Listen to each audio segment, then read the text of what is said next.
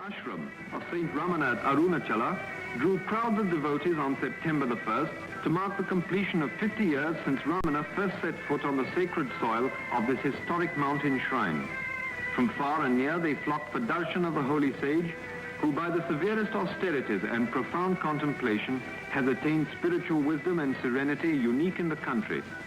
Thousands draw comfort from his mere presence, for he neither preaches nor blames, setting at ease all who come to him by the essential goodness he radiates to all around. A good man in a troubled world.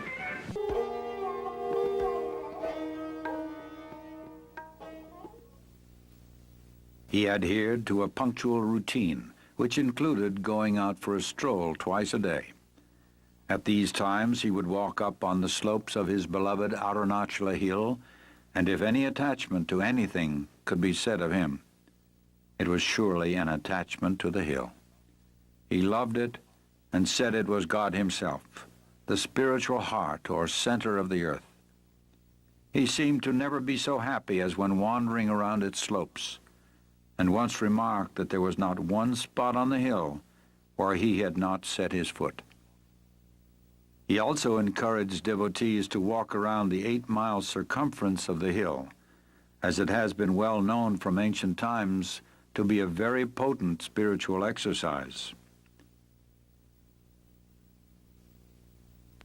Generally, the Maharshi appeared to be indifferent, a witness to what was going on around him. Nevertheless, he was always aware of what was happening and seemed to be very particular about certain matters. First of all, he insisted that he should be accessible to devotees and visitors at all times, even on the day of his death when he had no strength to even hold his head erect. He asserted that devotees should not be prevented from seeing him. He was also very keen that visitors should be fed immediately upon their arrival, and food should be well cooked and nutritious. He participated and supervised meal preparations for many years. The Maharshi was adamant that no preferences should be given to him in way of food or conveniences. If it is good for me, it must be good for all, he would say when some special food preparation or medicine was offered him. He would then make the attendants distribute the item to everyone present before he would take it himself.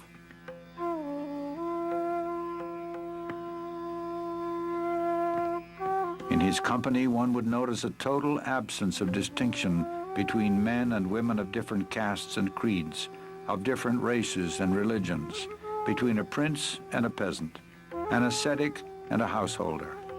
His equality extended far beyond human beings and embraced even plants and animals.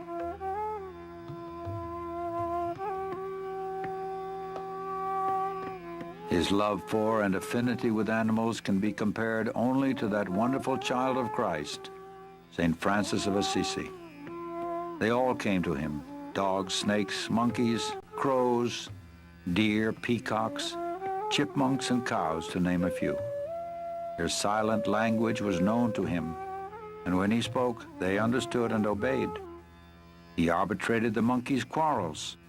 He has been known to speak to the wild leopards and cobras, and the whole animal kingdom accepted him as their guardian and defender. All felt his grace and acted with intelligence in his presence. He considered every living creature as equal, and those who came to him deserved an equal share to the land and resources of Ramanashramam. He often mentioned that this was their territory all along, and we humans have just come and occupied it. If they could speak, they would claim their rights as well. Besides this, he maintained that every creature, from man down to the smallest insect, was an equal manifestation of the Supreme Self, the imperishable One. And even an animal can progress spiritually and on rare occasions attain liberation. This was demonstrated in the life of the cow Lakshmi. For over 20 years she lived in the ashram and exhibited a rare devotion to Bhagavan and intelligence in all matters. Bhagavan fully reciprocated her gentle devotion, and on her last day, and her end was near, in perfect reality. He often said that the true teaching was in silence, but this does not mean verbal expositions also were not given. And although he authorized many different methods of spiritual practice, he, however, laid the greatest emphasis on the path of self-inquiry. The first and foremost of all thoughts that arise in the mind is the primal I thought. It is only after the rise or origin of the I thought that innumerable other thoughts arise. Search by means of a deeply introverted mind wherefrom this I arises. If we go inward questing for the source of the I topples down, and immediately another entity will reveal itself proclaiming I. Even though it also emerges saying I, it does not connote the ego, but the one perfect existence.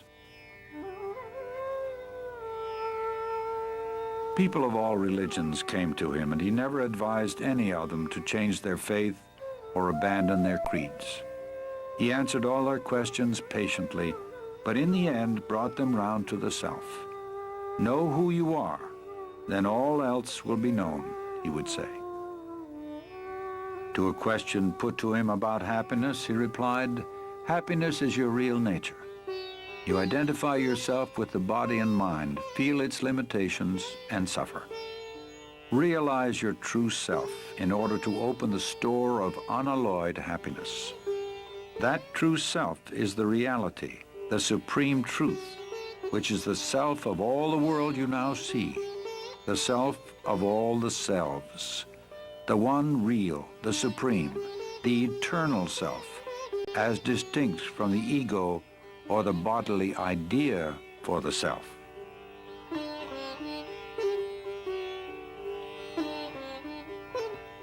He never advised anyone to renounce their families or move to the forest.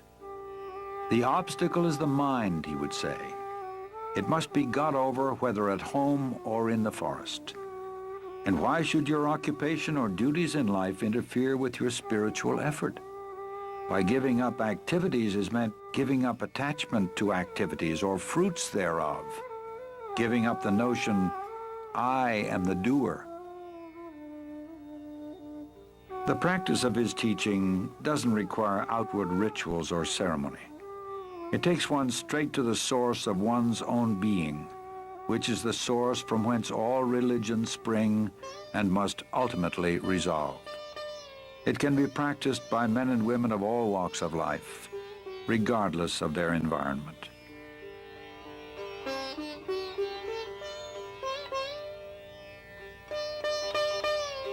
The Maharshi lived what he taught.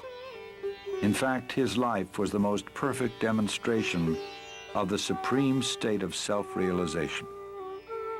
And although he was fixed in the permanent state of pure awareness, his body was subject to the laws of nature. In time, it became afflicted with rheumatism and weakened with age. Early in 1949, a small nodule appeared below the elbow of his left arm. It was surgically removed.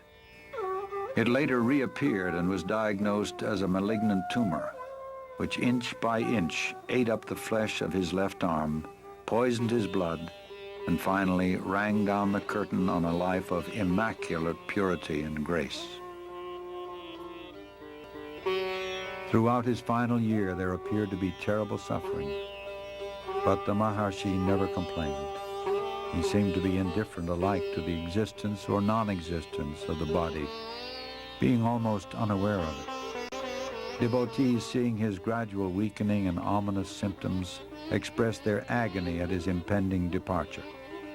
He simply told them that they attached too much importance to the body, indicating that his influence was not limited to the diseased body they saw before him.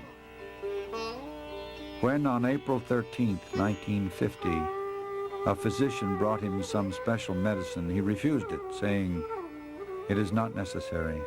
Everything will come right within 2 days."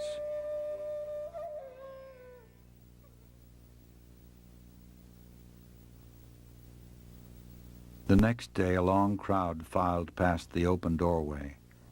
There was no struggle, no spasm, no other sign of death, only that the next breath did not come.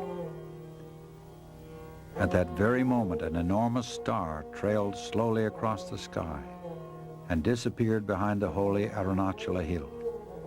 Many saw it, even as far away as Madras, and felt what it portended.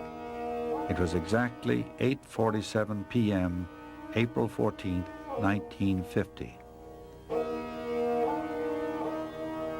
Next day, a pit was dug and the body interred with divine honors. The crowd, packed tight, looked on in silent grief.